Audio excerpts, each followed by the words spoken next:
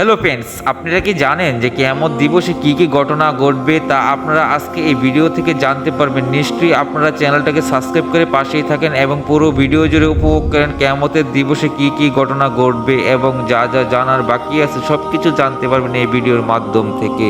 পাক রাব্বুল আলামিন কিয়ামতের দিবসে সর্বপ্রথম যে বিচারটা করবে মানুষের ক্ষেত্রে তা আমরা জেনে নেই। প্রথম বিচারটা হচ্ছে মানুষের মুখ দিয়ে কোনো ব্যক্তি যদি খারাপ খারাপ নোংরা নোংরা কথা বলে, আর বিশেষ করে কোনো ব্যক্তি যদি কারো কথা কারো কাছে গিয়ে বলে, এই মুখের বিচার আল্লাহ পাক রাব্বুল আলামিন এর অর্থ হচ্ছে চুগলিখোরের বিচার আগে করবেন, যা আমরা প্রায় সময়ে এই জামানার মানুষে করে থাকি।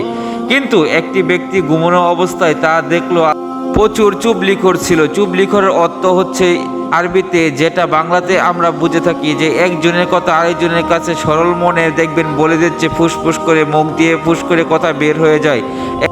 এই ধরনের পাপ কাজ থেকে আমরা সকলে বিরত থাকবো। আল্লাহ পাক রাব্বুল আলামিন জান্নাত জাহান্নাম কিন্তু মানুষের জন্যই করেছে, তা আপনারা নিশ্চয়ই জেনে আছেন পূর্বকাল থেকে। কিন্তু আল্লাহ পাক রাব্বুল আলামিন এসব পাপকে কিন্তু কখনোই মুক্ত দিবেন না, কারণ এইসব পাপ হচ্ছে আল্লাহর কাছে সবচেয়ে থেকে রাগজনীয়। আর এইসব পাপ থেকে বাঁচতে গেলে আমাদের সর্বপ্রথম যে কাজগুলো করতে হবে, নবী করিম সাল্লাল্লাহু আলাইহি সাল্লাম যেভাবে বলে গিয়েছেন তার হাদিস কোরআন মেনে যাতে আমরা চলতে পারি। পাক চাইলে আমাদেরকে কি না করতে পারেন, উনি হয়েছে রহমান রাহিম। আল্লাহ পাক যদি চায় আমাদেরকে সকলকে মুক্তি দিতে পারেন এবং কি আল্লাহর ইচ্ছাতে সব কিছুই করতে পারেন।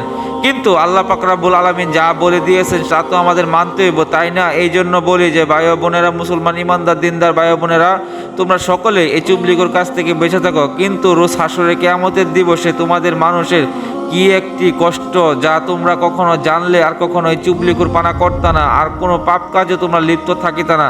একবার যদি জানতা যে জাহান্নাম কত কষ্টের ভয়ানক বিষয়, সবাই খালি জান্নাত নিয়ে ভাবো, কিন্তু একবারও তো ভাবো না যে জাহান্নাম কত কঠিন ব্যাপার।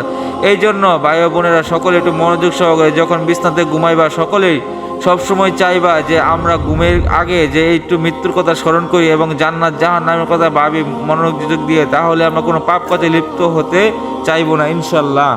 সমাজের প্রত্যেকটা মানুষই বর্তমান যুগে যা কিছু করে থাকেন তা কিন্তু নিজের ভাবনা চিন্তা থেকে করে থাকেন, কিন্তু নবী করিম সাল্লাল্লাহু আলাইহি সাল্লাম মানুষকে যা বলেছেন তা কিন্তু একবারও ভাবেন না। আর প্রত্যেকটা মানুষ যখন নিজের থেকে ভাবেন একটা কিছু, তখন কিন্তু অনেক কিছু ভুল করে থাকেন, হুট করে অনেক কিছু করে ফেলেন। কিন্তু আল্লাহ পাক রাব্বুল আলামিন নবী করিম সাল্লাল্লাহু আলাইহি সাল্লামের মাধ্যমে যা বলেছেন সেসব কিছু যদি মাইন্না যদি চলতে পারতাম, আমরা মানুষরা কখনো কোনো সময় পাপ কাজে আমরা লিপ্ত থাকিতাম না। এই জন্য ভাই একবারও তোমরা হলেও ভাবো জান্নাত এবং জাহান্নাম যা কিছু নিয়ে ভাবো না, কিন্তু রোজ হাসরের মাঠে কি একটা অবস্থা ঘটিবে যা তোমরা যদি কখনো বুঝতা, তাহলে কখনোই তোমরা পাপ কাজে লিপ্ত থাকিতা না। এই কারণে আমরা বলি যে সর্বপ্রথম যে তোমরা একজনের কথা আরেকজনের কাছে লাগাইবা না, কারণ এসব পাপকে আল্লাহ কোনো সময় বরদাস্ত করে না।